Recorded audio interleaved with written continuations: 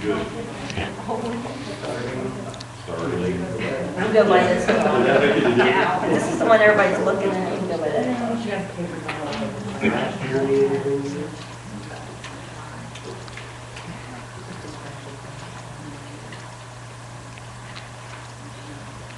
Did you get the sheet?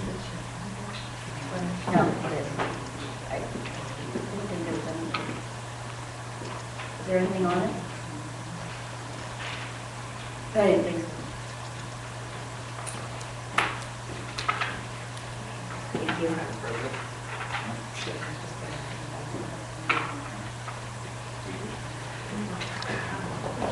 All right, we'll go ahead and get started.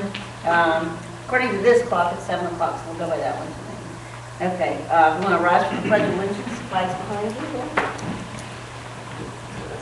I pledge allegiance to the flag of the United States of America and to the republic for which it stands, one nation, under God, indivisible, with liberty and justice for all.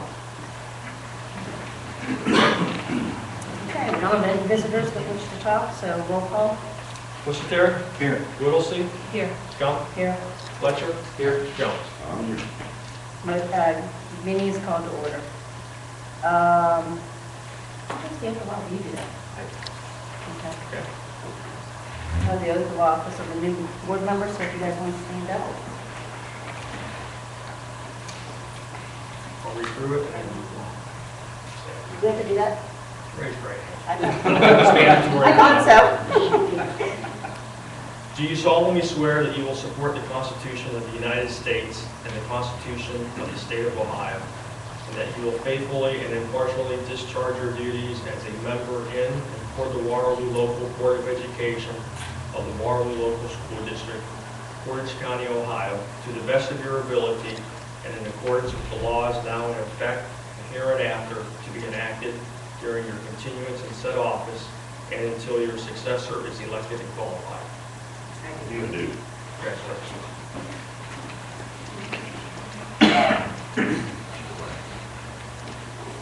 Okay, now we have the nominations and election of the board president.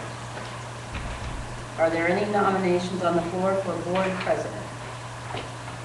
I'd like to nominate Lisa Dunn. Any other nominations on the floor? Okay, since there's no one else, no seconds are necessary.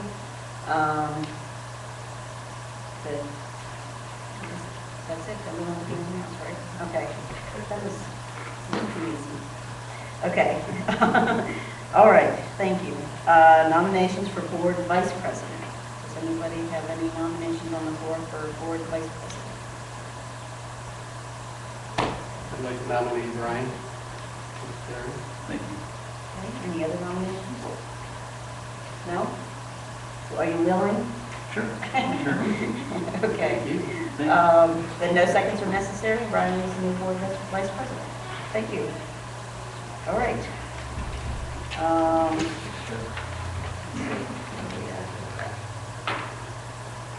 didn't realize we had a president's report under this one, so I don't have anything.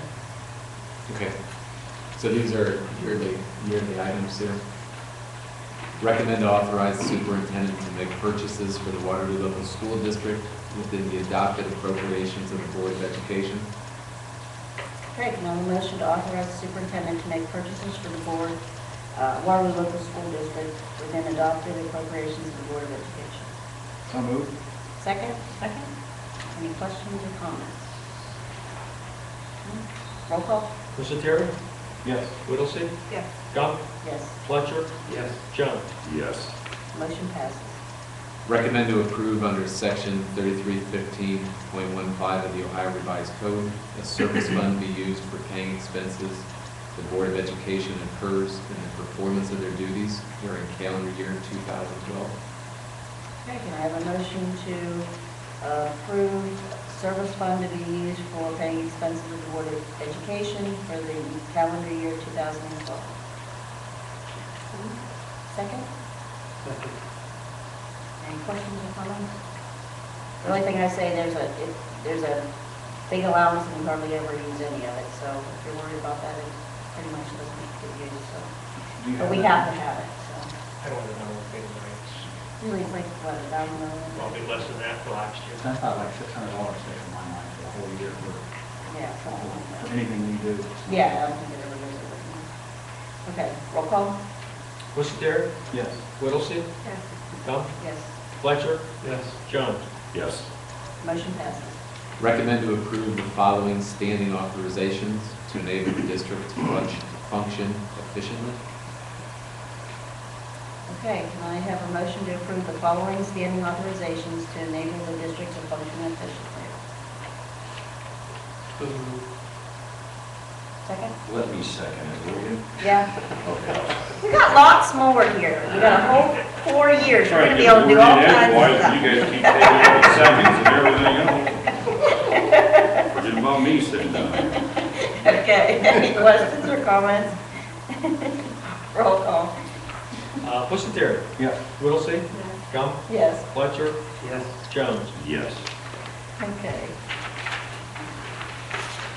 Recommend to approve to retain the services of Squires, Sanders, and Dempsey, Crystal Lee, Harrington, and Pierce, Heppel and Wagner, McGowan and Markley on an as-needed basis, per hour, cost basis. Just a note on this, in July, we had approved a contract to be part of the Portage County Consortium for legal expenses for the year. We continue to do that. We do these as a standing thing each year, just in case we need expertise outside of what our consortium calls for, or a second opinion or something. Okay. Can I have- Can I ask a question? Is this where we ask questions? After we have a motion and then a second, then you ask the question. Okay. Okay? Sorry. No, you're okay. Can I have a motion to approve and retain the services that are listed below on a as-needed per hour cost basis? So moved. Second?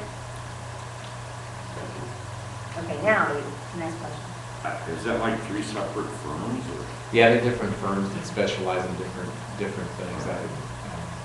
I personally haven't used two of the ones listed on the side. Squire Sanders, their area, well, they're a general law firm that do a lot of areas, but law schools utilize them for bond issues and annual financial disclosures, and that's what we use Squire Sanders and Dempsey for. It's more or less in the financial area. We haven't used Crystal Lee, Harrington, and Pierce for, I don't know how long, it's been a long time since we've used that firm. Heppel and Wagner, of course, was the firm that we utilized prior to going through the county consortium. McGowan and Markling, we use them on some special needs services. All right, thank you. So the consortium is a part of it. I mean, it doesn't have to be listed. No, because the consortium, when it was approved in July, was for July 1 through June 30th of this year. So that's already taken care of to get us through the first year, which is what we had agreed to with the consortium. This is basically just a bookkeeping issue to do it the first of the year to make sure that they're there if we need them. Yes. Okay, any other questions or comments? Roll call? Worcester, Yes. Whittlesey, Yes. Gump, Yes, Fletcher, Yes. Jones. Yes. motion passes. Recommend to appoint the superintendent as appeals officer for student suspensions. Suspensions may be up to a maximum of 10 days in length. The Board of Education will hear appeals for expulsions. Okay, now a motion to appoint the superintendent as appeals officer for student suspensions and the Board of Education for appeals for expulsions. I'll make a motion. Second? Second? Any questions or comments on that? Roll call? Worcester, Yes. Whittlesey, Yes. Gump, Yes, Fletcher, Yes. Jones. Yes. motion passes. Recommend to establish the meeting date and time for the regular Board of Education meetings for calendar year 2012. Okay, from the input that I got from whoever gave me input, it seemed like tonight, Thursday night, the second Thursday at 7 o'clock is good with everyone. So there were a little bit of concern because when we were at the candidates night in the fall, a couple of the trustees said that the Randolph trustees meet the same night. But it works best for us. The PTO meets right before us, so it makes it easier for some of those that want to go to both. It just seemed like that was the. The third Thursday is Maplewood meeting, right? So that kind of ties up. Well, the third Thursday also, Todd is Is it Jack? he's not available on the third Thursday. And the first Thursday, if we were to make it the first Thursday, the problem with that is you've got July 4th, you've got Labor Day, you've got some dates in there where we'd have to be changing meetings all the time to do it on the first Thursday. So it's kind of like, it just worked out best to just leave it where it was. So, so if everybody agrees with that, Thursday at 7 o'clock is still what we're going to stick with. So, good with everybody? Okay, then can I have a motion to establish the meeting date and time for the regular Board of Education meetings for the calendar year 2012 as the second Thursday of every month at 7 p.m. in the Media Center. Make the motion. Okay, second?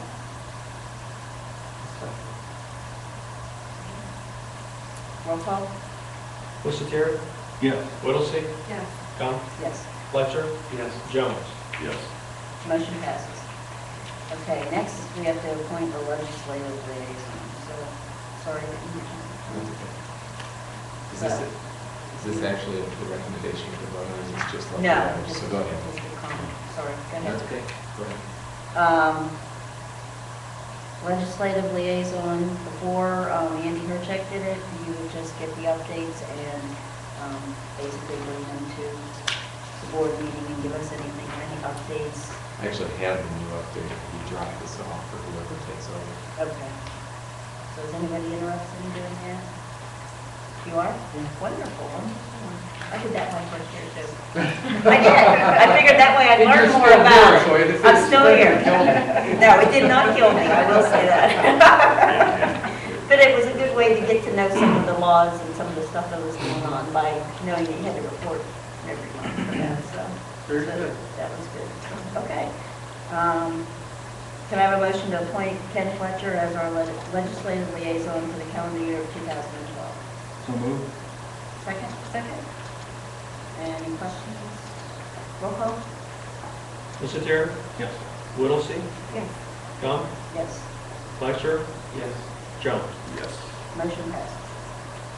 Recommend to appoint an OSBA delegate and alternate for Capital Conference for the year 2012. Okay, that's another thing. For the Capitol Conference, it's in November, it's usually the second week in November. It's a Sunday through Wednesday. They have classes and different stuff on being a board member and that sort of thing. It's in Columbus. We need a delegate that goes, and if there's any changes or whatever, they need to vote on that. So that's something that we need to have someone go down. It's going to be available to go in November. It's always on the Monday. The business meeting for OSBA is on that Monday at 2 o'clock in the afternoon. So if you know you're going to be there, that's usually the best way to do it. Denny did it the last couple of years. I did it before him. It's just mainly if you think you're going to be able to be at the Capitol Conference. And if not, that we also appoint an alternate so that they can do that. So anybody interested in doing that? Really? Okay, Steve, what about you? Do you think you'll be going down? Do you guys want to do alternate and delegate, or do you want to? Sure, why not? Do that? Okay. Who wants to do which? You want to do the main, or what do you think? When is it? I don't have a new calendar. It's- I got it. Second week in November. It's usually that, yeah, I think it's this, I think this year it was like the 11th, 12th or something like that. I'm not sure. And you don't have to be there for the whole thing. You mainly just have, as long, like Denny used to just go down for the day and come back, because he couldn't be there for the whole thing. It's Wednesday through Sunday? No, it's a Sunday through Wednesday. Last year it was. Probably going to be the 11th, 12th, and 13th, if I had to guess. Yeah, that's what it was last year. Well, I just saw a big smile on my wife's face considering the fact that I get to leave. She gets rid of me for 3 days. He'll go and stay the whole time. Yeah, we can send him over. He's staying late. Okay, I'll take it. Okay, I'll take then the you want to role be for the the alternate? game here. But I mean, you can both go, and you can go to, it's really nice because there's classes started at 8, every hour and a half. They go, they have a break for lunch, it includes a lunch, there's always a speaker. The one year we had, oh my gosh, we've had some wonderful speakers down there. We've had, Jack Hanna was one of my favorites, and Rocky Blyer was one of my favorites. Sorry. Jack Hanna, the zoo guy? Yeah, the zoo guy was there, and Rocky Blyer was one, and, what was the Coach Carter, where they did the story about him, where he did the discipline out in California. I mean, it's just wonderful speakers that we have down there, so. A lot of resources there. There are. Vendors, trade shows. Mhm. Okay, so- Yeah, it's just a great thing, and Todd takes care of our, he gets your hotel and stuff, so if you're going to let know in August, so that sort of thing, so. Okay, so we have a motion to appoint Steve Jones as our OSBA delegate and Ken Fletcher as the alternate for Capital Conference for the year 2012. Have a motion? So moved. Second? Any questions or comments? Roll call? Pusateri, Yes. Whittlesey, Yes. Gump, Yes. Fletcher, Yes. Jones. Yes. Motion passes. Recommend to approve membership with the Ohio School Boards Association for the 2012 calendar year. Okay, can I have a motion to approve membership with Ohio School Boards Association for the 2012 calendar year? Make the motion. Second? Okay, any questions or comments? Okay, roll call? Pusateri, Yes. Whittlesey, Yes. Gump, Yes. Fletcher, Yes. Jones. Yes. Motion passes. Okay, can I have a motion for adjournment of our organizational meeting of the Waterloo Board of Education? Make the motion. Second? Second. Roll call? Pusateri, Yes. Whittlesey, Gump, Fletcher, Yes. Jones. Yes. Meeting is adjourned. And we'll go right into the regular meeting.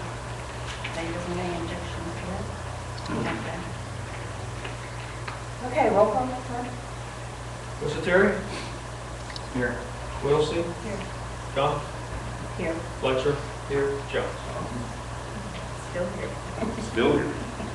Meeting is called to order. Okay, under the president's report, we want to welcome the 2 new board members. I can still remember my first time, and it was scary, so far so good, right? Okay, Andy's scared. well, he is scared. Okay, yeah, if you have any questions, just do like you did. Is this the time I do it? And it's not like we're not meeting. I never use that gavel ever. Well, I haven't yet, let's put it that way. My 4 years, they're just getting started.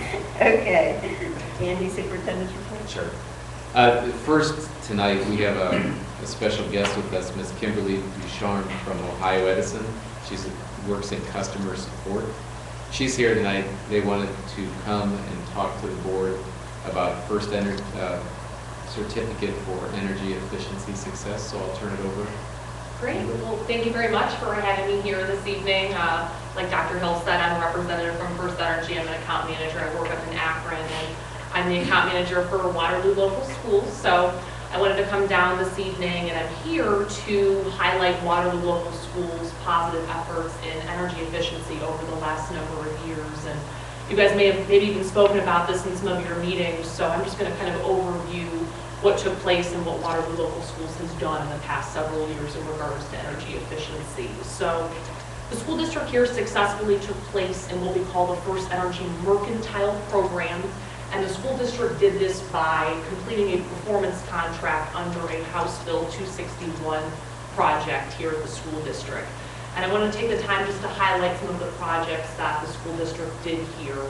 The first was the school district completed a lighting retrofit of the whole facility here at the school district. This includes the gymnasium and all of the classrooms, the school campus here, to high efficiency T8 fixtures, and also the stadium lighting was updated to new stadium lighting out at your football facility here.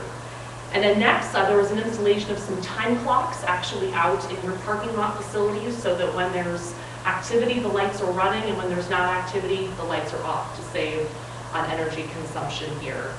And then next, there were some dual technology occupancy sensors that were actually installed in the classrooms, the libraries here, the cafeteria, so that when there, once again, is activity going on, the lights are running, and when people are all out, they're off for the evening. So finally, the school district commissioned what we call a new sequence of operations to the existing HVAC equipment here at the school.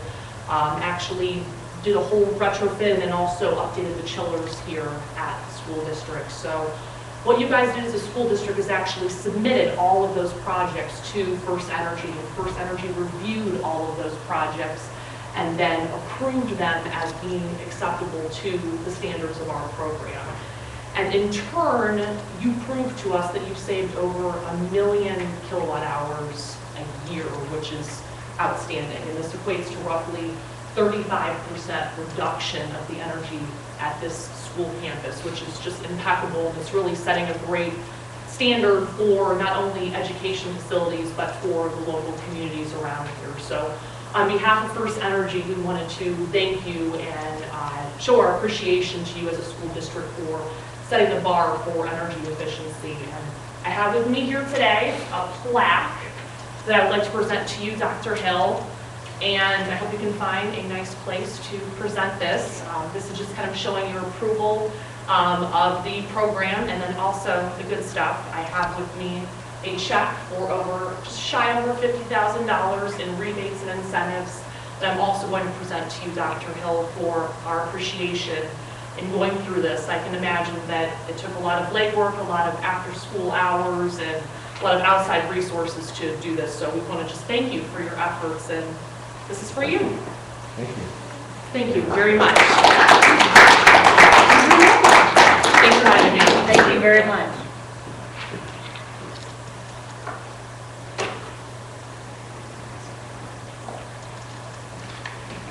Notice he's not passed the check.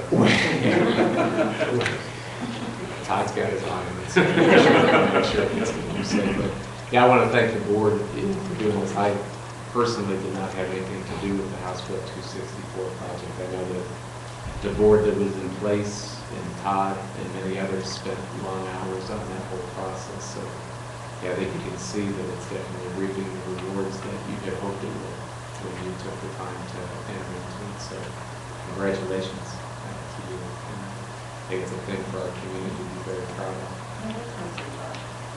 That's mostly God. We gotta thank him mostly because we wouldn't even know about it. I believe that I was the one that found the Yeah. And did all the work to do it. Yeah. Coordination, team effort. Next up, I've asked Tracy earlier, our elementary principal, if she could take a few minutes to talk to you about a program that they've implemented at the elementary school this year.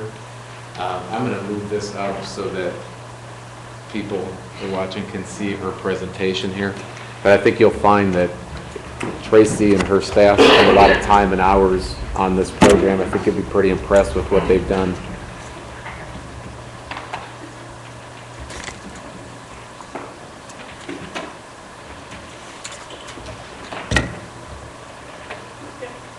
All right, as you know, I'm Tracy Early, the elementary principal.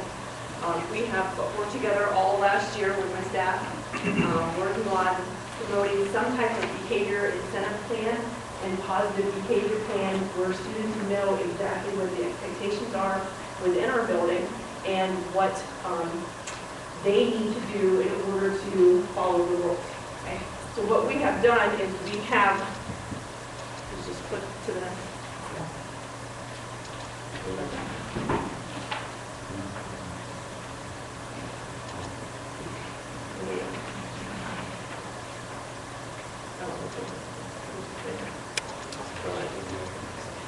Okay, so what we did is we worked during our staff meetings all last year. Each month we worked through a couple different things. We talked a lot about theory that goes along with the positive behavior support system. And then we worked through the program in 5 different sections. So the first one was figuring out what 5 general behavior expectations we were going to use school-wide. The name of the program, the environment that is linked with each specific behavior expectation, and then the criteria for the tracking form, what the criteria would look like, and then also the incentive program that goes with it. Okay? So the first thing that we did, we came up with a name, which was SuperVice. And Super stands for showing us positive effort repeatedly, because what we want our students to show the behavior expectations on a daily basis. So that was our cute name that we came up with it. The 5 general behavior expectations that we have throughout all of our areas of our school would be being respectful, be responsible, be cooperative, be kind, and be safe. So from there, what we did is that we have specific areas of the building or events, okay? Such as, what does it look like to be kind in the classroom? What does it look like to be safe in the hallway? What does it look like to be safe on the playground? We went through all 5 of those general expectations and listed those into each of those areas. So, once we've got this whole list generated, and it took us a while to get the whole entire list generated, we started then, with the beginning of this school year, we started teaching to every class, every student, through modeling, discussions in the homeroom, looking at each specific behavior when things happen, and then throughout this year, we continue to do that. So we did a little bit of a refresher course when the kids came back in January here, since it's all new, make sure they still understand what's going on. And then we make sure that the students understood that these behavior expectations that we wanted are linked directly to an incentive too. So there's 2 things that go at the same time. So, and I know this is hard to read, but any of you who are parents of my building, this is also in our handbook. This is also online. So what we did is we looked at each area, classroom, hallways, playground, restroom, cafeteria, and assembly, and then what does it look like exactly for each of our 5 general expectations. So being safe in the hallway, we just look at that one real quick. It says keep your hands and feet to yourself, enter the classroom quietly, walk. Okay. The one thing that you notice about this is that all of these expectations are listed positively. It's not don't do this. So we flipped everything around and put it in a positive spin. Okay, from there we developed a tracking form and also the criteria of how we how we know if students are following our expectations. So every month students get this chart. And what it is students follow the behavior expectations that we want. They either mark it as a complete green day, if you ever hear kids talk about green days, or when we get in the older grades, like in 5th grade, we only mark if the student was not following it, instead of marking every single block. So depending upon which grade level it is, like the younger kids, like at K1 and 2, they really like the green days. So the parent can look exactly at the form and say, okay, my kid has all green days for this month. Okay, so that's how we do it, and that is filled out daily. From there, the students earn, if they meet the expectation for the required number of green days for that month, then they receive the behavior incentive. All right, some of these are, okay, I kind of talked about that before here. So each month we have a different incentive. And each month we have an increasing number of green days or percentage, because not every kid is going to be here every single day, so we go by a percentage too. So like in September we had, you had to get 16 out of 20 days, which was 80% of the time. And if you did that, you had sidewalk chalk drawing, which I don't know if you were up here during that time. We had the whole entire place covered with sidewalk chalk. Kids had a lot of fun, got out of class. All right, then the next one in October, we had like rocket pots. I don't know if you know what those are, red, white, and blue rocket pots, and they had those for their frozen treat during lunch. In November, we had a movie reward. That was actually it happens in December. Every single reward happens the very first Friday of the following month, okay? So in December, we had, for November, in December, we had a complete, when we showed a movie up on the big screen, kids brought in their sleeping bags, and they brought their pillows in, and we wiped out the entire cafeteria and we all like to move.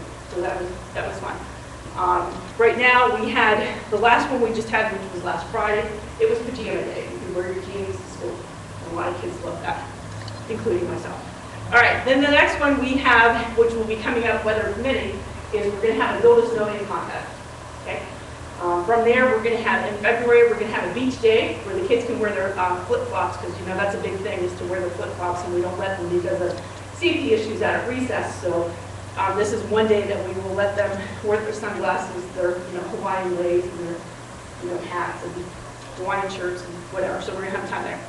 Then the next one, we're going to face painting, and then we're going to have a mix-up wacky dress day. And then the last one for May will be a bubble and kite day, where we will purchase kite and bubbles, and we'll go out and do that. Okay? So as you can see, you know, every single month it gets harder and harder to make the incentive. All right, the year-end incentive is very different. We are not looking to see if a child made every single month. That doesn't mean you automatically make the year-end incentive.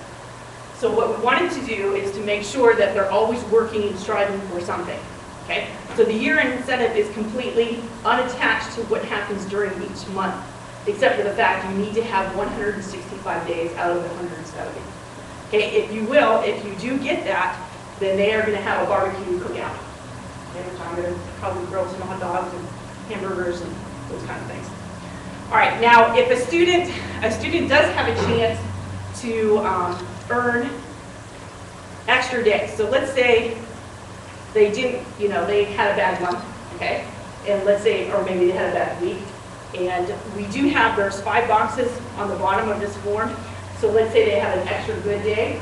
You can earn an extra green day to negate one of your red days. Okay, so there's always opportunity. And then from there, we will, you know, the one thing that I wanted to make sure that everybody knew, we are running this through our fundraising money. So this is no cost to the board. This does not come out of the building budget whatsoever. And we've had a lot of fun with it so far this year. And as we go throughout this year, we'll continue to revise the program, make changes to it as needed. There were a few things at the beginning of the year that we've worked out already. And we will continue to look at this.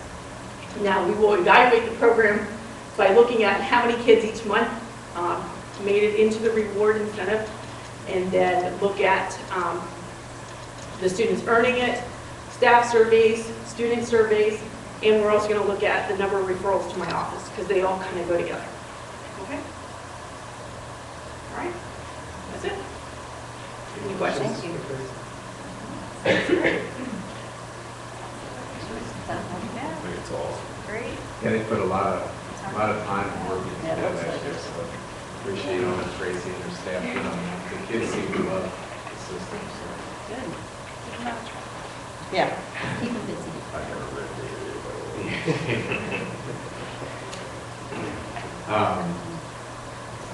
Couple We have more other, up. couple other little, I got another thing with the extracurriculars I want to get into, but before I do, just a couple of odds and ends. The first, the grant committee, I just wanted to update you. As mentioned last month, we met, and we have a number of people, about 7 or so, that are interested in part of this grant committee. So now we're kind of sorting through, figuring out how to organize what we're going to do. In particular, we're kind of looking at this, the local government innovation fund that the state of Ohio is pushing here with collaborative efforts between government entities and the school districts are part of. So we're kind of looking to see if we may be able to take that or something. So I'll keep you posted on that. But the committee is up and running. We received word sometime after our last meeting from the Ohio Department of Education. I had mentioned last month that we had submitted our letter to the ODE as far as how we were going to go about eliminating our deficit for fiscal year 13. And we received word that they have accepted our plan, which the plan was to continue to request at the ballot for the levy issue, but also have a commitment to reduce that $380,000 plus that we need to get in the positive side of things for fiscal year 13. So they've accepted that plan as we presented it. So next thing I want to do then is have a conversation tonight. I want to put together some stuff on extracurricular activities. And I want to take a moment to switch it so that it'll take a second. But I want to go over briefly just some details that are in this activities report that I had given to you. And I had set these there's some of these over by the door if you didn't see them when you came in, so you can follow along. And I got some stuff I'll present. And then I want to have a discussion on these questions that are at the end as far as stuff goes. So let me get this set.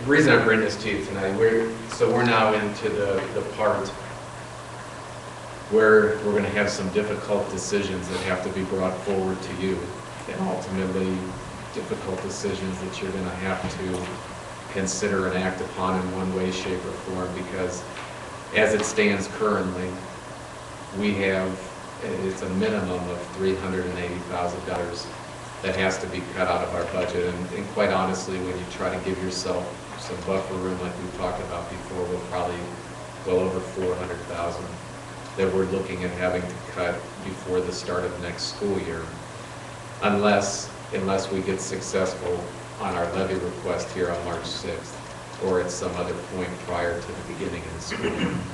But as you're aware from last year, we have timelines that we're going to be up against with notification to unions and other things that really start in March and then ultimately have to be done by April. So we don't have a lot of time to look at this, and we've been doing some planning, looking at different things with what we can do, and I think that the first thing that we need to kind of have a conversation about before we have to turn to personnel and programming in our core is our extracurricular activities and what those, kind of the state of where they're at, what they cost our district, and what we want to do with those. Because I think if we take a look at this and make some decisions on this, then we can kind of subtract whatever potential savings we think we may get from this area from other areas before we have to do any action on personnel and programming. So that's kind of the context of all of this. What I wanted to do here is just kind of walk you through briefly, because you have the information there in front of you. What's up here is not going to be anything different than what you see in front of you. But just kind of a historical perspective. We did used to have pay to participate back in the late 90s. You can see here the cost was pretty minimal, comparatively speaking, with pay to participate fees these days. The amount it generated over here, we're looking at the most was $32,000. Do we know, does that include middle school? I do not know that. Do you know that, Todd? I can't remember back that far. I can't even, We can find that out.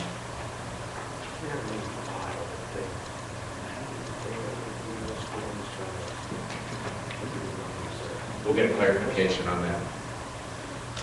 Last year, in November, recommended to you, and you acted upon right away for winter sports season of 10-11 and on. Currently, these prices for pay to participate.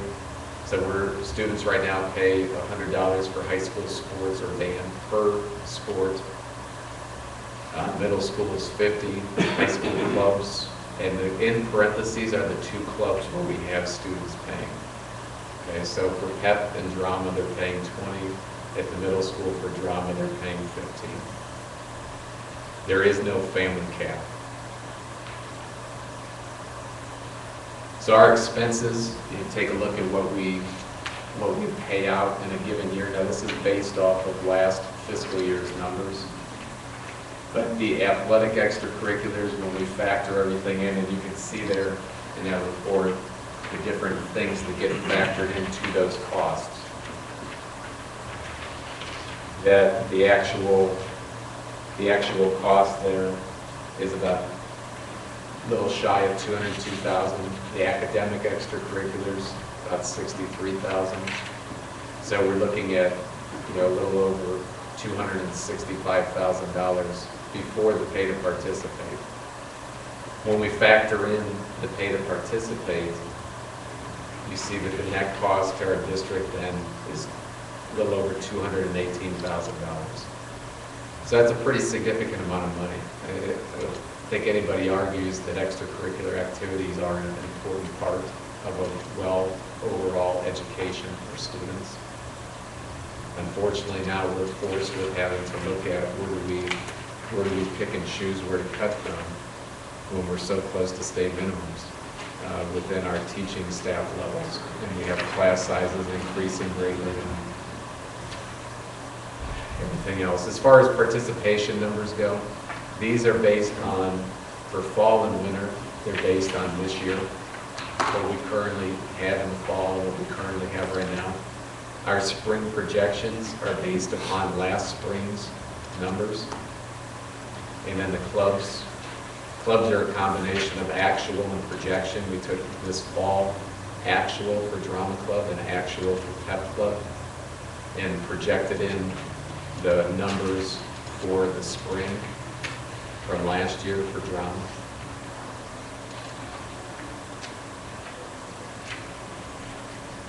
Pay to participate fees in area, and we'll get to why they think this is important other than kind of giving you some benchmarks on things. But I just listed the 4 districts that touch us. But on this report, you'll see, I think we pretty much have every PTC school minus East Canton, and then some other schools that are in our area, in the Summit County area. So you can see here, things range as high as with field charges, to as low as Southeast and Rootstown, which have no fees. Rootstown, last year when we presented stuff to you, Rootstown was charging fees. And I believe that that's something that went away. Actually, Rootstown fee structure is identical to what you had approved last year. They had 4 different options, and you chose the one that was the Rootstown structure. And they've since done away with that with the passage of their levy in August. I didn't do a slide on this, but I also gave you that state data. I had given that to you last year, but just to remind you that, this isn't an exact science either, because the OHSAA, the Ohio High School Athletic Association, did this survey, and 363 school districts responded. So you can see there that 45% of them roughly charge pay to participate fees at the time when this was done, and that those fees range from $20 to $660, with $141.75 being the average. I will tell you though that there's plenty of other districts that do not charge, that did not respond to this survey. And I was somewhere last year right after I saw the results of this survey, and it was one of the districts on the west side of Cleveland, and they were actually charging the full cost to them of what the sport was. So some of their sports were over $1,000. Other sports were like $700. It just depended on what the actual cost was to the district. That's how they did it. So $660 is not the highest amount in the state of Ohio. It's just the highest amount of those districts that responded. How many districts are there? School districts, public school districts, there's 614, I believe. So 360 out of Yeah, a little bit. Some other information here, with our new members, we had discussion back in the fall, and at that time, prior to the November 2011 election, the board, while we didn't name an amount, the board felt comfortable saying that if we couldn't pass a levy prior to the 12-13 school year, that we would have to increase these pay to participate fees by a minimum of 3 times their current level. The other thing here that I want to keep in mind as we talk about things is, you know, I mentioned Rootstown eliminated their fees once they passed that levy. We have budgeted into our 5-year forecast per year $54,820 in revenue. Now, as you can see from what I showed you a few slides back, we're going to have to adjust that to be this new number. Now that we have a full year cycle done of pay to participate, we can go ahead and adjust based upon what we actually collected. You'll see that we collected about $8,000 less than what we had projected. When we did those projections, I detailed it in the report, not up here. But when we did those projections, those were based upon numbers from the fall of 2010 and then winter numbers from the 09-10 school year. And those had decreased. Plus, when we had done those projections, we had some other clubs that we had included initially in it that at the last November, the board had decided not to charge fees to. So we need to adjust the forecast, but for what we need to consider this, that as we move forward, if we're ever in a position to talk about being able to just eliminate these at all, this is something that we would then have to adjust our forecast for. So I have a number of questions here to consider, and my intent tonight would be not to have any kind of action, but just a discussion with the hopes that potentially we could bring back some recommendations based off of our discussion tonight at our next board meeting in February. So the questions I want to talk to you about are, if our levy requests do not pass prior to the start of next school year, how much should pay to participate costs increase? And I already showed that, you know, there had been talk and a commitment to do at least 3 times. But what should that number be? Should we, as we look at this, another way to look at this angle would be, rather than increase these fees a dramatic amount, should we look at eliminating some sports? And the benefits of doing that are that's guaranteed savings because we can locate how much those sports cost, as opposed to pay to participate where we're budgeting on numbers from a previous year that could change and fluctuate. So doing something like this, while it may not be appealing, this would actually be a way for us to get a hard number on what it is we're trying to cut out of the budget. Rather than eliminate, should we place a minimum participation number on each sport? And if we don't meet that minimum threshold, cancel the sport for the season. You can see the numbers there. I gave you the numbers from this current year for fall and current winter on sports, and then the numbers from last spring as they stood for the spring sports. You can see that some of our numbers are very low in some of these sports areas. A sub-question to that would be something, if we decide to move that route, something that we would have to look into so we can get an answer to this. What type of notification do we have to give our athletic conference? Yeah, to be, if we're not going to field a team. Yeah, I know the middle school level, this kind of stuff happens more frequently than it does at the high school level. As a middle school principal in Crestwood, we would find out right before the season started that so-and-so wasn't fielding a 7th grade football team, and then you just adjust the schedule. So I would imagine at the high school level that's probably much more detailed process that has to be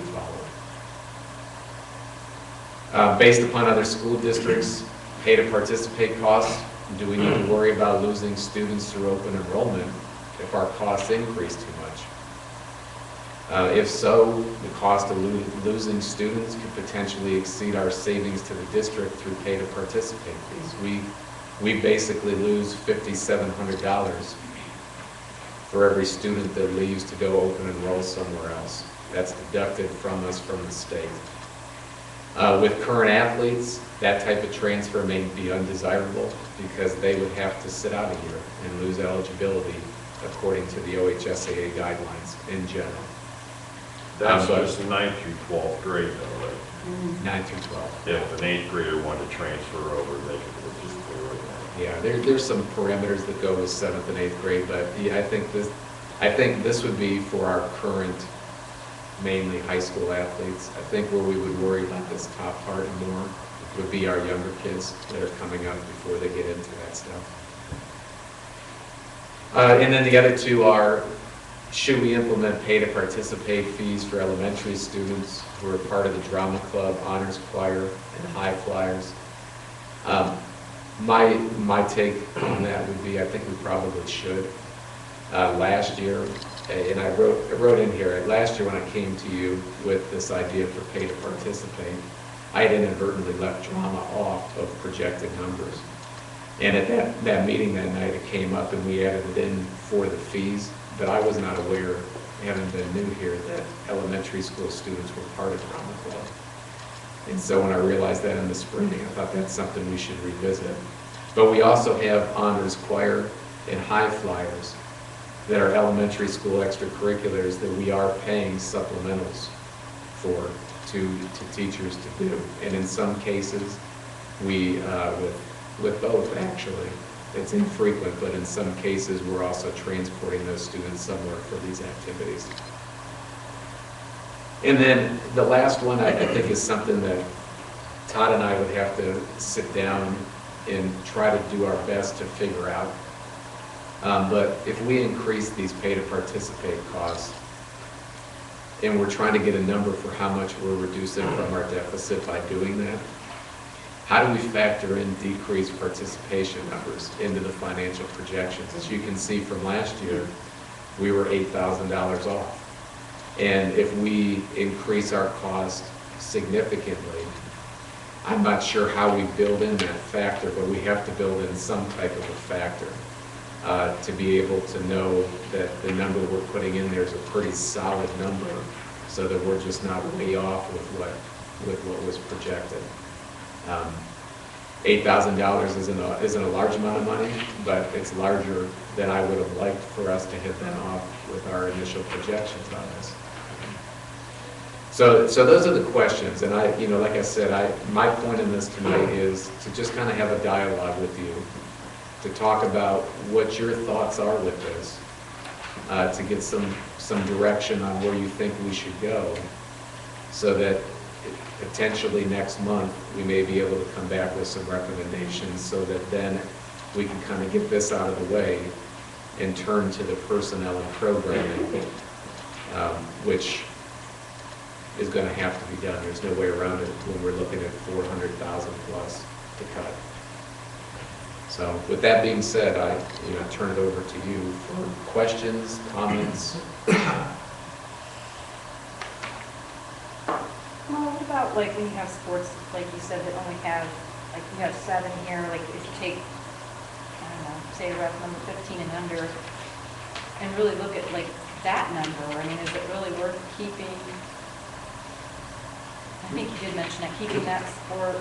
Like, I think one sugar sport, boys cross country high school, we had 2 kids this year. Yeah, we talked about that. We really can't count golf in there though, because And it's, you only field 5 at a time, so.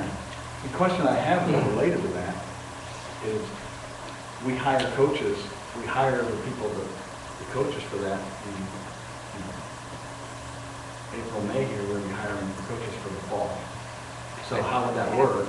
I think, In the contract. Thor, feel free to jump in here if you want, but I believe, I kind of had a conversation with this when we negotiated last spring, because we talked about all of the time frames with the coach hiring. And my understanding was that if there's ever a question of whether we need somebody or not, that we do not have to recommend somebody at that May deadline, whatever it was. That applications are due, but we don't actually recommend until we know for sure that we need the position.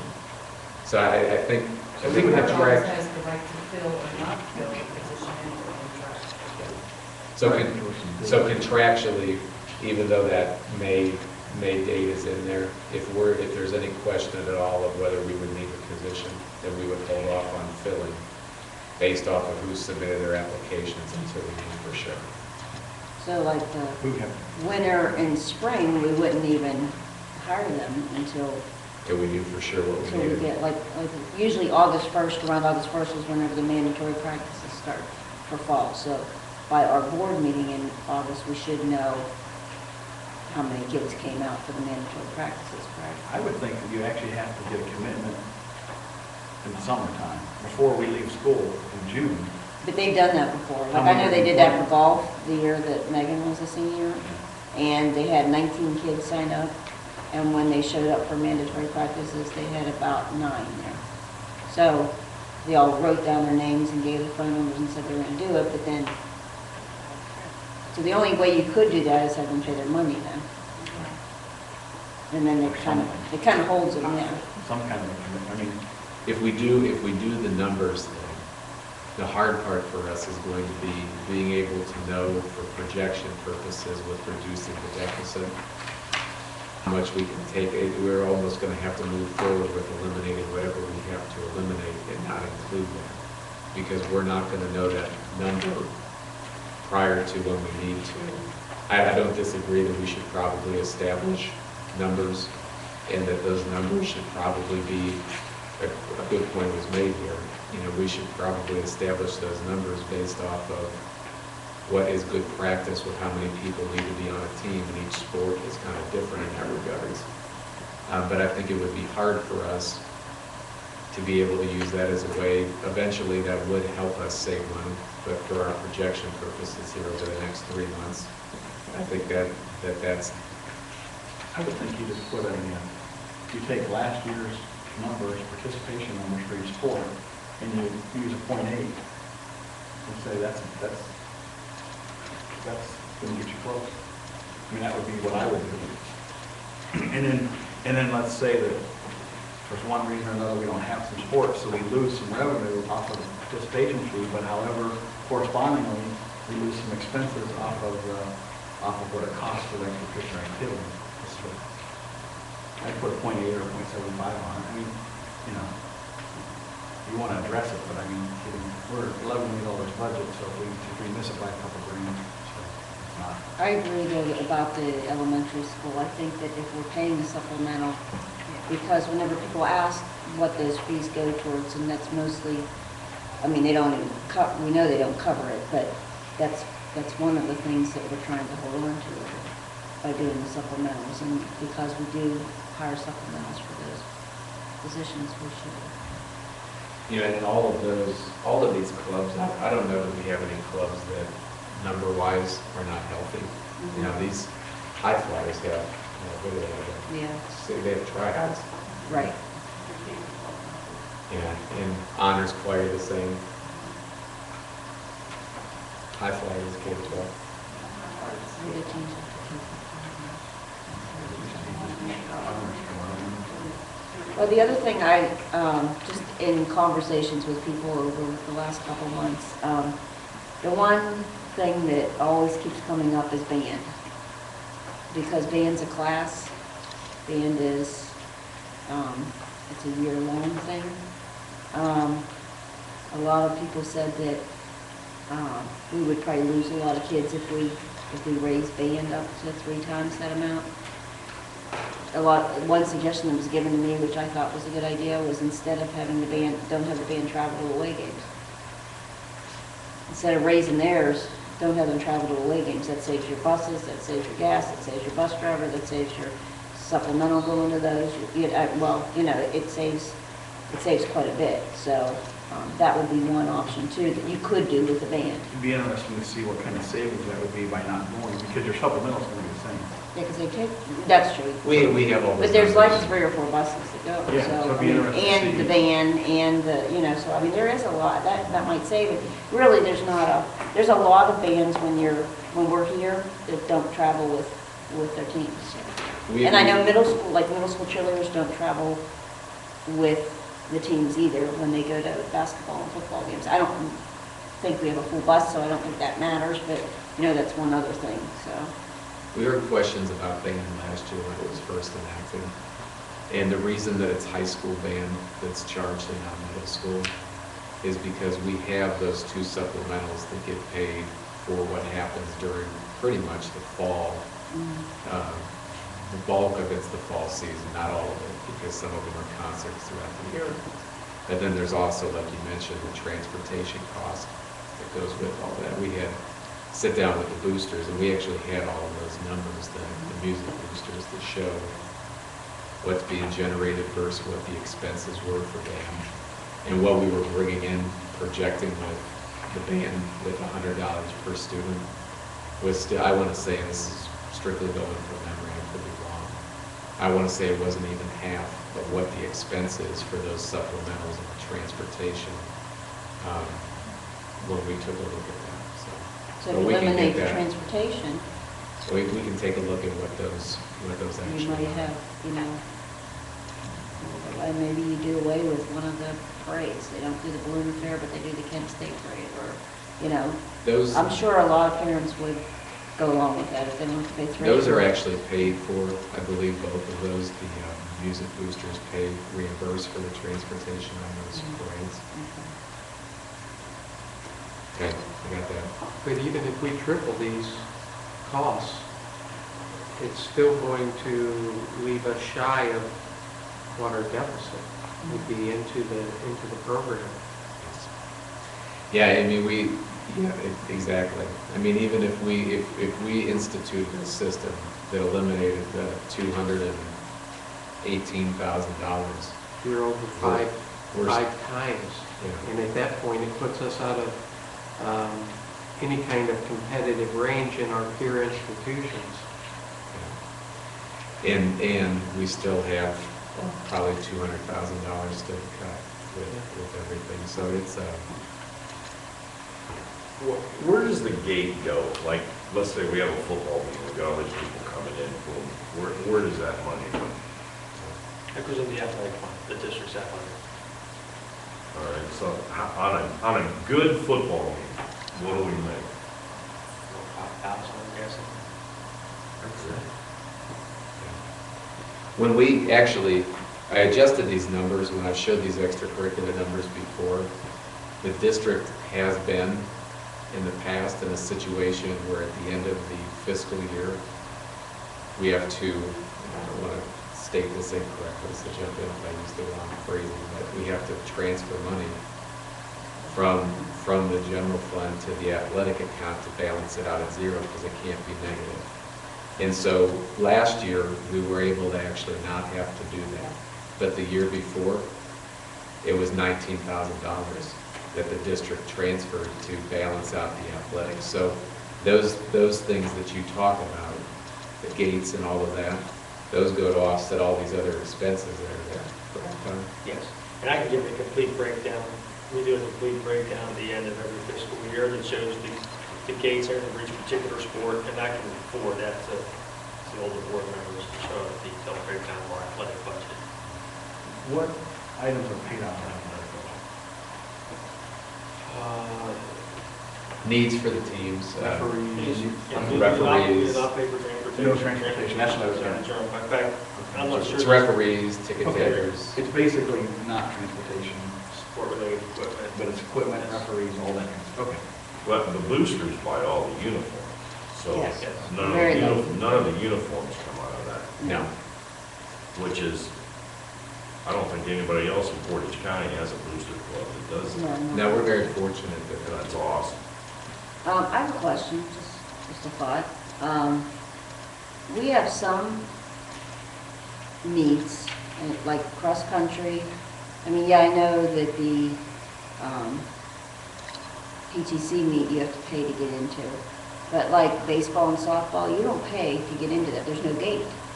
So do you have to go across the board with fees for all the sports or, because like a parent might, I mean, you might, how many baseball games are there? There's quite a bit. That's probably 10 or 11. Okay, so 11 home games, and if they're going to away games, I mean, not counting the away games, but if there's 10 home games, and you say $5 in each one, what if you know, made up for the gate in the pay to participate fees? Because it's really kind of hard to have a gate at baseball and softball games. Yeah, nobody You really in the can't. county. No, there's nothing.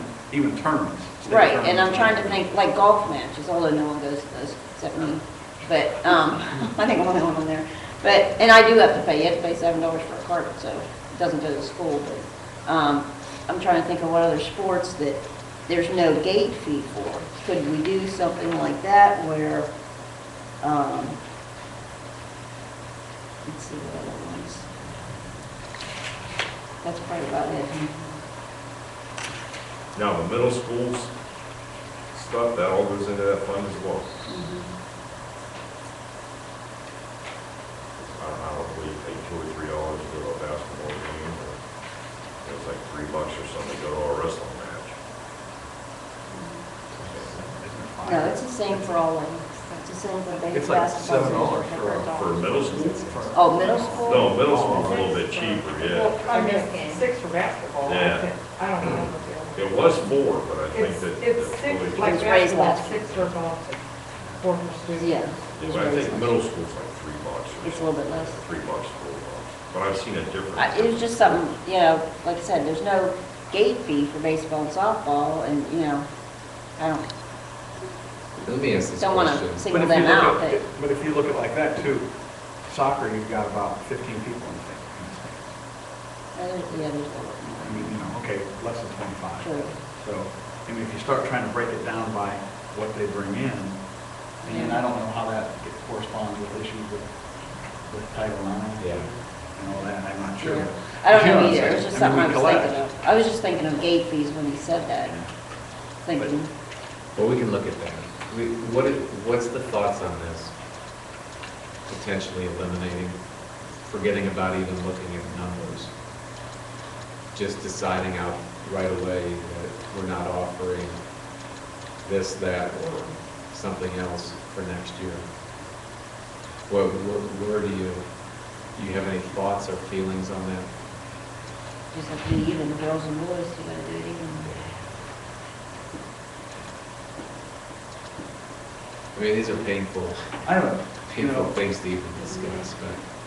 I know after the last election, or after the last levy got beat up, I made a comment in the board meeting that, you know, I went through a whole lot of litigation, a lot of information about why. But, you know,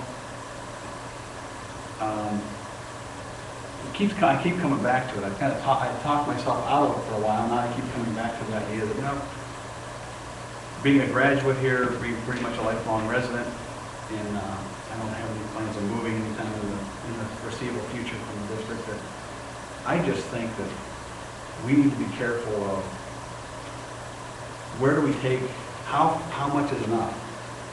You know, I'm pretty tired of cutting things, and we're getting to the point where we're talking about cutting programs. Some of the cutting sports, next month, we're gonna talk about cutting classes and this and that, and to me, at what point do we just say enough? I've had enough, I'm not gonna cut anymore, and make a stand. I have so much pride in the school district and what we offer and what we do, and what it means to me and my family and all the people out here that we've been around all of our lives, that, you know, where do you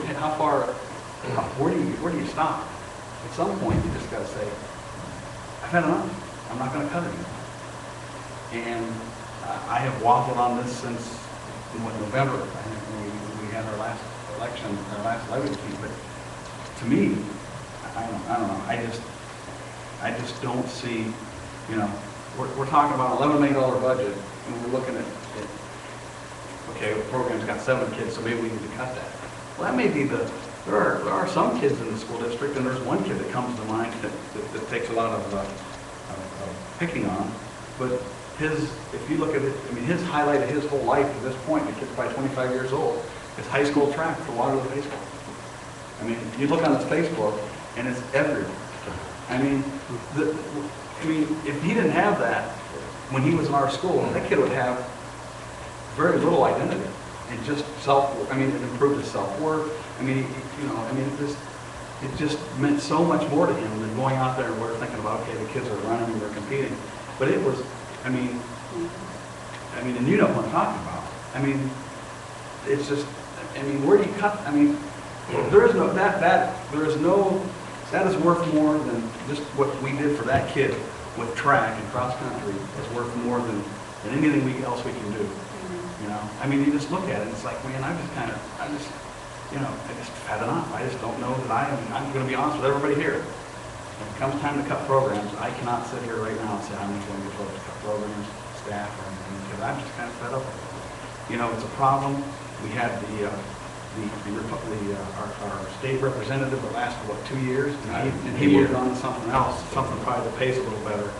And that clown, and I apologize, he said basically, we aren't brave enough to do what we need to do at the state level because we think we won't get reelected then, so we're pushing it down to you. That's what he said. I mean, what a bunch of baloney. Now he's a judge. Now he's a judge. Boy, that makes me feel comfortable. You know, I mean, just think about that. And we're sitting, I mean, like I said, I'm being honest up front. I appreciate all the work you do, and it's nothing against you, it's nothing against anybody else. It's just that, you know, I've kind of had enough. One of the things that I think the community and some of the thought processes that people go through is that we're in the business of educating our kids, and we are. But they have to realize that the high school experience, these sports and club organizations play a big role in the education of those students, just along with the curriculum that we have. And, you know, many times the sports, and Steve can attest to this, the sports are a community magnet. It's what brings the community into our school system. Without those sports programs, we're really missing an opportunity to reach out to our community as a whole. I would hope that, you know, that we really accentuate these pay participate fees when our levy comes up again, because it gets to a point where you can't cut anymore, and the state is going to let us run a deficit. They've already said as much, and you know, that's not going to make Andy's job easier because he has to try to justify the numbers between he and Todd. And, but I just think anytime that you start cutting these sports programming, you're cutting the student experience, and you're cutting the opportunity for the involvement of the community to work with the schools. So I don't really think it's a wise decision. It might be a decision we have to make, but it's not one we want to make. Brian, I couldn't agree with you more. You know, I'm tired of, I work for the state, so I know what it's like. I've been here 25 years, and it's just constant cutting, doing more with less, doing more. As a board member, you know, it's our job to make sure that the school is financially in line, and you know, for us to do our job, that might be the right thing to do. But you know, right here, there's nobody that's a bigger sports fan, Waterloo Vikings sports fan than me. Probably, if you just let me whine a little bit, probably one of the best things that happened to that football team last year was pay to play. And it really didn't dawn on me until we did a fundraiser. We did a big fundraiser selling mulch. And it was such a tremendous team building and bonding thing with these kids. And, you know, we always talk, you know, our motto this year was family all in, and it was a family. And if we had to have that pay to play, and we had to have those Saturday mornings where the kids got together, and even the moms and dads got involved in it, and we raised enough money to pay for each kid, and I think that we even raised a little bit more. The one Saturday morning that comes to mind that really stuck out in my mind was we took about 60 yards to this guy's house. You imagine how much 60 yards of mulch is. And just, I was talking to this guy, and we were talking about different things. A levy came up, and you know, he said, you know, I really don't know that I can support that levy and this and that. I think he was really not misinformed, but he didn't know everything that was going on here, and he didn't understand all the cuts that we'd made before.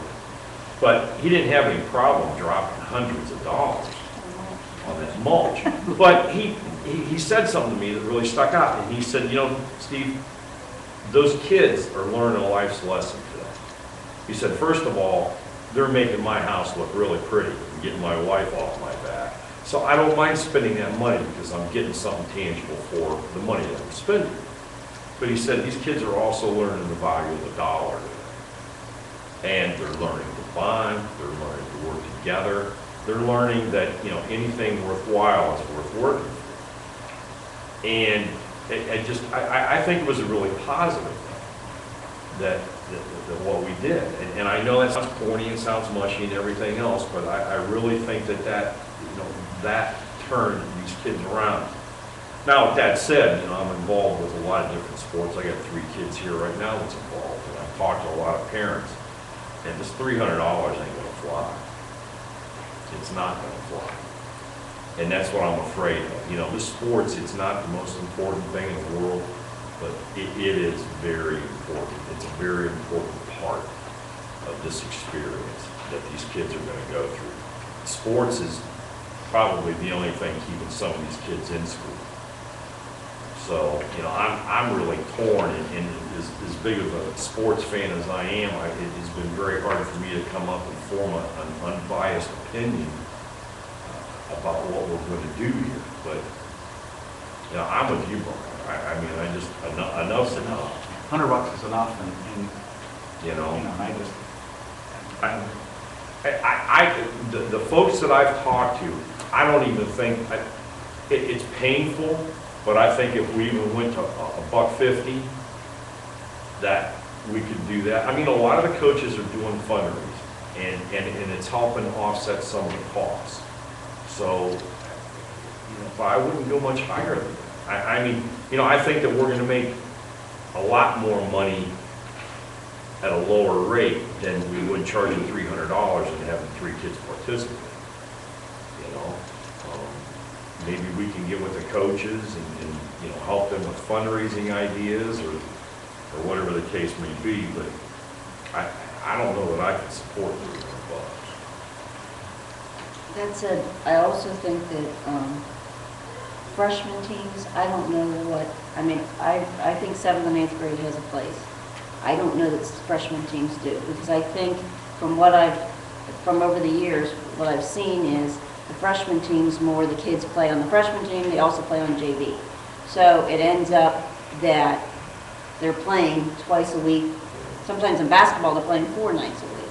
So, I mean, sure, that probably makes them better, but we're paying another coach for that. Plus, we're paying for transportation for that. So, of all the things, if we were going to eliminate something, I would think freshman sports would be what I would eliminate, because I think those kids still have an opportunity to play on the JV team.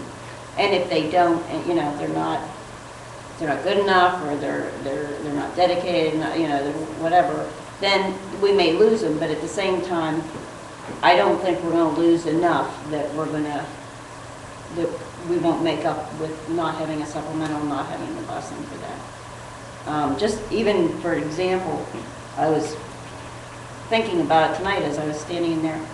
For the boys basketball team, we have 3, and I know I've asked this question before, and forgive me, you know, CRS, but we have 3 coaches for boys basketball. We have 2 coaches for girls basketball. Paid coaches, correct? I think there's only 2. Okay, well, we have 3. There's 3 that are there, but Okay. volunteer. Okay, so only one's a volunteer? One of them is a volunteer. I'd have to double check that, but I'm Okay. pretty certain. That's an area that we made a cut in this year. Right, that's what I thought.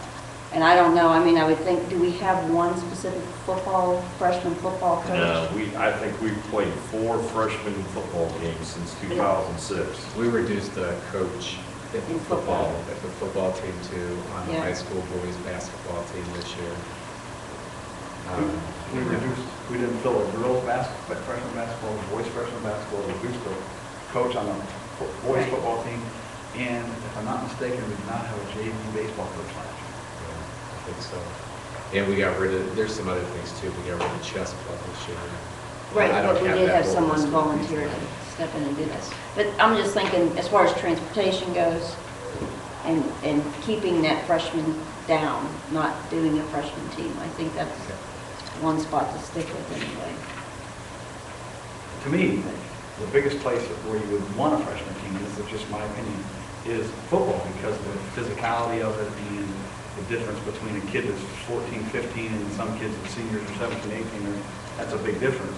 And we haven't had that program since. Well, Unless you just do home games. Right. We've tried to put Don't have a frosh travel. teams together, freshman and sophomore, but there's so many schools that don't have it. I mean, you know, we're not the only one. They're all going through it. So even the ones that don't have pay to play, they don't have enough kids, so I don't know.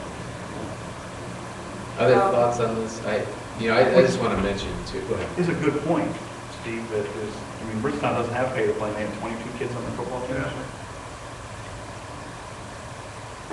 Yeah, I just mentioned when, as we look at this, and I can appreciate the thoughts that are being shared here tonight, and no one takes any joy in putting together something like this and having to even consider any of this stuff. Just for what it's worth, when Roger Harding was out here in September and spoke to us about fiscal caution, watch, and emergency, what I remember him telling us was that basically one of two things happens. Either you choose to eliminate the deficit, or the state comes in, takes over, and then they guide you through the process of eliminating that deficit. When they'll give you a loan during the interim to help you get through, but they expect the board, and if the board doesn't, that's where their oversight commission then steps in and makes those reductions. So I think, while I share the sentiment that I don't want to see anything else go away here either, because we're so bare with what we do have. Based upon my conversations with OD, it's my belief that whether we do it or they do it, it's going to happen unless we get new money. And so I think we have to keep that in mind as we move forward. And I know we've had that conversation before, and it would appear if that's the case, then it would be our best interest maybe to keep it in local control and be able to make those decisions, than have an oversight commission in here telling you how to do it. Because I think at the end of the day, I don't know about that. a Because point may be made. Here's my point, is there's all these schools that are in these problems. I mean, we're just one of a couple hundred that are in this situation. They don't have that many oversight. If all the schools said, no, I refuse to do it, they don't have enough staff in their group to actually send oversight committees out to all these schools. That could be. Right. But the premise that that's based upon, though, would believe that the state wouldn't change how they fund through the loan thing. I would think if every district threw up their hands and said, forget it, that they would probably quickly revise how they do their solvency assistance. But I don't know. I mean, that's just for what it's worth. That's my recollection of him. And that is certainly the more responsible approach. Yeah, and I'm not suggesting that what we're talking about isn't responsible. I'm just reminding that I think ultimately, whether we do it or they come in here and do it for us, the end result is going to be the same. And I think what we lose if they come, what we lose, while we may gain something by making a stand with them, what we lose by having them come in is the ability to kind of control in a way how we do that. But again, those are decisions that ultimately you guys are going to have to make, and I can completely understand why you would feel the way that you do. And if ultimately that's the direction we go, then Todd and I are going to have to resubmit a plan to the ODE, because what we had submitted to them last month called for us to eliminate this deficit for fiscal year 13. So we'll continue to have further discussions, I guess, but if ultimately that's where we go, then we'll have to get back At to least that. from a public standpoint, I think the public can understand our frustration with having to make these decisions and how they're not easy, and there's a lot of thought given to the process, and we don't have good answers right now. But that's not an excuse, and we have to come up with answers.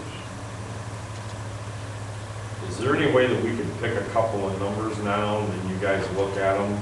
Well, I'm going to take the feedback that's come here and try to put together some different things off of what you said. If there's any other thoughts on anything, or you have numbers you want to throw out, please do, because that will help make it easier when we do decide to move forward. I'm just going by what people told me. You know, I've had the opportunity to talk to a lot of people, and, you know, at $300 would kill it. We might as well just say we're not having any sports, because, I mean, nobody would be able to.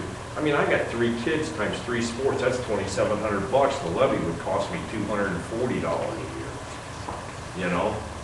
So, Basically, Steve, every $100, if we, like, right now, we've got 115, 20, and 10, or whatever it is, that raises 46,000. If we doubled it, we'd raise 92,000, and then triple it, we'd raise whatever, 140 something thousand, 140,000. This is a pick your poison. I mean, all of these things that we've been looking at over the last year are that we're taking good things for kids and having to pick and choose which one is the least harmful. And, you know, those are tough decisions to make. The other thing that we have to keep in mind is, you know, as a board, we said, if it does not pass in November, it's going to be raised a minimum of 3 times what it is right now. No, we said if it doesn't pass before the 2012-13 school year. Okay, I'm sorry. So it'll go to 3 times. Well, yeah, when we made that decision, we said that we can't go back on that. Right. But it was also a different board, so we've got 2 new board members, so, you know, we gotta look at that. Well, any other thoughts on this before we move on to other items? I can talk about this for hours. It breaks my heart. But I think that's a good message, though, to get out there, is that the ones that are, because I was naive, and the first time we said about pay to participate, I felt bad because I thought we were punishing the ones that were supporting the schools. And it's not all the ones that play sports are supporting the school. So I think that we do need to get that message out there, because there are people that do have kids in sports that aren't supporting our schools. And I think that they need to know that, and a lot of them got that message after the first one failed and they had to pay $100 per kid per sport. They said, well, it would have been cheaper to pay for the levy. It's what we try to tell you. So maybe that's the message we put out this time. I don't know. I mean, maybe that's what we tell them. You know, especially for those that you have kids in sports, it's going to cost you more for 1 kid per sport per year than this levy's going to cost you. Anyway, maybe that's the kind of numbers we put out there. I don't know. But That was kind of the idea that we had at the previous meetings when we talked about it. right. And I still think that, you know, we need to put it down on paper and it needs to just go out there, you know, It's not a in the threat, book it's just bag how or it's gonna whatever. be. That's just how it's going to be. They just need to know. I mean, he's doing a good job with the new levy committee action, but still we are not getting enough people. We need to be able to reach the community. And I don't know what else to do. I mean, we just need to find the right solution to get more people to understand what's going on. If it's okay with you, can I see if there's any questions out there? Yeah. Comments? Anybody, any questions or comments? I do have a question. What's the reasoning, and I know it's this way in the other school districts, but why does the middle school pay less per sport than the high school? Do they have less events? They have, in most cases, supplementals they are have less supplementals, would be And they have one, less would be one events. reason, and less events. But that would be something I never you actually consider looked at that. looking at, because the sport is a sport, and you don't say, well, football has this many games, and baseball has this many games, they pay the same. Right. So it won't be a lot, because there's not as many kids, but it'll be a little bit. Supplemental percentages. Lower, they are. Not necessarily just fewer numbers, but do a percentage of what they pay. But, like Michelle, the parents don't know that. Parents know that they have a coach for middle school, or they have a coach for high school. And really, in the long run, the supplement, the pay to participate that people are paying for their child to play does not cover the supplemental. So it wouldn't even cover a middle school supplemental. That's a really good point. Yeah, we'll take For that. Any other comments? or- I respect Brian for his concern and opinion and everything, but, at some point in time, Todd's not gonna have any more checks to write. And, so that you've gotta have control and do that. And I do give the board a lot of credit over the last couple of years for what you've done and the decisions you've made. There's been tough decisions, but, you roll up your sleeves with the busing issue and different things like that. You found ways to improve what you've had to be able to keep things going. And there are tough decisions that you've got to make, but as a group, you're almost going to have to take a step back as you would in any business and prioritize where you're spending your money. Or not only in this issue and what you may have to have is pay to participate, but in some of the classes where you have low participation in classes, where you have electives that may be unique and different that aren't the core value of your education in your classes. Yeah, there are going to be people like you defined as this person, with cross country and so forth, but you can't do all things to all people unless the community's going to step up and help support what you need to do. And so you've got to take a step back and prioritize of what's really the core value, where you have to prioritize, and how you have to have the way you spend your money that the community is giving you to educate the children that you have. So it's tough decisions to make, but once you prioritize and you've made those decisions, they begin to make themselves for you then. And you say, okay, it's a tough decision, we've got to do what we've got to do, but this is what we've got to do with it. And that's what we did when we were done the first, we cut Over $1 million. We cut over $1 million. Yeah. And plus we raised another 200, Those are tough decisions. some thousand. You made the right one. So, so that took us from where we were to way down here. Well, now we're getting to the point where we're barely above state minimum.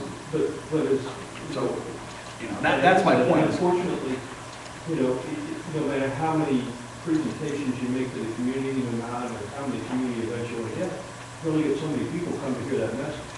And with a small community, it's hard to get every resident and to get to the ones with the realization, gosh, if I'd have passed that levy, I wouldn't be paying this pay to participate. And, my levy, my tax dollars I pay in my levy is going to be less than the actual fees now. And those are tough messages to get out, tough for people to understand, and tough for them to stand up and support. I think they need to see the actual classes we're going to cut. Before we've always said, as you always say, we have certain deadlines we have to meet in informing people of possible cuts that we're going to have. And then we always say between what the teachers union has done, what OTSA has done, and that we've been able to save all this and keep it to a minimum. But I think what we really need to say to them, this class is going to be gone, this is going to be gone, another first grade teacher is going to be gone, another third grade teacher is going to be gone. I think they need to see that actuality along with $300 pay to participate. We've always told them cuts are going to happen, and then we turned right around and said, we've been able to keep this. And I think they need to see what is going to be decimated in this school when we have to go to this. That's all part of this. This is, in my mind, like I said at the beginning of this is step one, because while I recognize that this is important, and I don't minimalize this at all, I think this is a very huge part of a well-rounded education. The stuff that we're going to get into starting next month with actual programs in the school here that we will lose for the kids, and teachers that we'll lose, and class sizes and everything else, to me, as difficult as this discussion is, that discussion is 10 times as difficult, because to me, that's our core. And so I bring this tonight because what I'd like to be able to do, if possible, is get this out of the way so we know how much money we're reducing, so that we can then have that discussion to exactly do what you just said, which is, what is it that we have to cut? Now, if we can't do it in that sequence, then we'll adjust and do what has to happen. If it all happens at the same time, and so be it. But in my mind, what is to come is the core of who we are. Let me ask a question, since I'm the rookie. If, let's say next month that you bring it to us and you say that I suggest we do the $300, all right? Could we put a clause in that saying that since we are voting on that before the levy, would there be a way that we could put a clause in that saying, look, if the levy passes, we can back it down to this? Absolutely. So, I mean, as we look at this, if we decide to do something next month, we do it with that, and we can write that right into the resolution so that there's no question about it. You know, if that's what the board decides to do, is say it goes to 300, but if this levy passes, it goes back down to where it currently stands, then that we could do. If we would say if it passes and eliminates like Leestown did, then we're going to have some further discussion on that, because as you saw, we've budgeted in every year of the forecast to have that money. I don't think that we need to eliminate it. I think until we really get on our feet, that helps us a lot, you know? But I mean, I would feel more comfortable. Yeah, you know, as much as I sat here and gushed about being a coach and this and that, and being a dad of kids that play football, I'm a board member, and our job is to make sure that the school stays financially sound. So we have to make decisions that way, and I don't like that. Actually, all of our cuts, I mean, this cut as well as the Yeah. ones, are all based on if the levy doesn't pass, Right. right? Yes, If the that's levy correct. passes, there will be none. Yeah, In this group, if we're able the to. $1 million that we cut before, that's Everything that done. everything that happened That doesn't last come year, back. unless we go back and revisit and figure out where the money is coming from to either pay for or eliminate something that was done, everything that's been done is now budgeted in our forecast moving forward. So that stuff we anticipate stays there for foreseeable future. Anything that we do now, next month, 2 months from now, those things all can change if we're successful in March, or by chance, if for some reason we're not successful in March and you decide to put it on in August, we passed in August, it could still change. I mean, it's close to the beginning of the year, we'd have to go through all the recall stuff, but nonetheless, it could still, until that school year actually starts, we just have to show, once we get into fiscal year 13, which starts July 1st, that we have balanced that deficit. But, you know, we can word those things any which way, and I think that would be the prudent way to do it if we chose to. The one problem with that, though, is that if you talk to people, whenever we said that we were going to make those cuts, and we had to do it by March 31st, contract was, and then we didn't. I've had a couple people say, yeah, you were going to make all those cuts, and then you came up with the money. I said, no, we didn't come up with the money. The state didn't cut us 20%, they only cut us 10%. But the message doesn't get out that way. It gets out that, oh yeah, we threatened you, and now we came up with the money. That is not what But, happened. you at all. know- We actually, we've cut, everything we've said we were gonna cut, we've cut. I mean, we had, Except for the jobs that were. well, we had 3 different levels, and it was Right. real clear. Right. Andy said, I mean, I must have heard that presentation 50 times. Yeah. But we're cut at this level. it's And it's on this, you, this, Street. this. I mean, that presentation, I mean, so, I mean, we said. We did, Based right. on, and the state cut us this level, this is what we cut. So I think that's, Yeah. I mean, so. I agree. I mean, we But the could, message there was letters is that so went out mixed to all up. school families, all that stuff's posted all over our website. We were Yeah. fortunate enough that the The left- Alliance Review, the Record Board Courier, meetings are on the. did website. articles on that. They can go on and watch these. The people that say that either are hearing half of the story, or they're just hearing what they want Right. to The hear. only thing you didn't do is rent the blimp. Yeah. We looked into it. Yeah. It's cost prohibitive. So, all right, well, any other Just one thoughts other here? thing that came up when we were talking about thinking about gates too. I noticed, looking at the schedule, I mean, I know in the past wrestling didn't bring in much money, but when we've had home meets here, it's packed. You can't even walk in the gym. Now, I don't know how much it costs to have a home meet. If it's it will make as much at the gate, but I think it'd be worth looking into how much we do make at a home wrestling match, because I looked on the schedule, we have one home wrestling match this year. Why? I don't know. Because, as everyone knows, if you go to an athletic event that Waterloo's involved in, if they're sitting on our side of the stands, they don't have a seat. Because, when we go to visitors, when we go to wherever we go, East Canton or Ritztown or whatever, the visitor stands are full. And people are usually standing on top of that. So we seem to have people come, and we always have people come to watch our kids. And it seems like that one sport, for some reason, every year we might have 1 or 2 home matches. But when you have them, I mean, you literally cannot get in the gym. So why we don't have more, I don't If I'm not understand. mistaken, most of the matches are dual meets. Yeah. And then there's 5. Yes, you've got 2-3 schools there. Oh, You've no, got 2 other no. schools. I mean, most of our matches are Saturday tournaments, Friday, Saturday, Sunday tournaments, right? No, you can have dual meets on a And weeknight. they're dual, and dual meets, and we have the one, there's only like 5, there's only 5 schools in the county division that have wrestling teams. Right. But we don't have, we have, And we only have one, yeah. One home We should match. be getting half. and they could have, you could wrestle Ritztown and South, or Ritztown and, who am I thinking, who else? Mogador.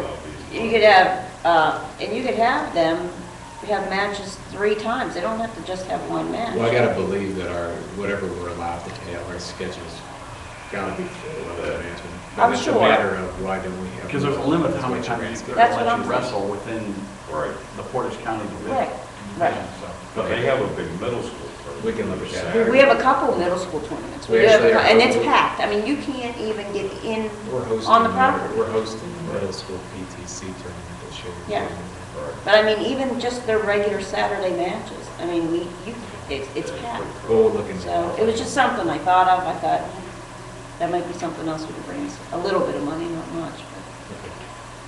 Anything else? In the meantime, I'll provide each of you a detailed breakdown of the athletic budget per sport for the last fiscal year. Anything else out here? All right, give me one moment here and get this shifted back and we'll move on.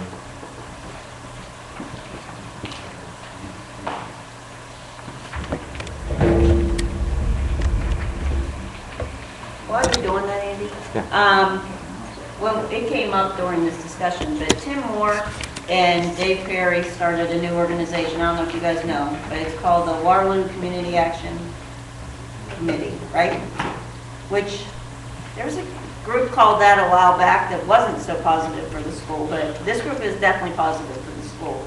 And I want to thank them for starting that, because it's a big undertaking. Us that have been on the levy committees in the past and done our work, we know what it is, and we really appreciate what they're doing and getting out to the community, and want to help you in any way we can. So, but we really, really appreciate that, because what you're doing is great. And I know sometimes it feels like you take one step forward and 6 steps back, but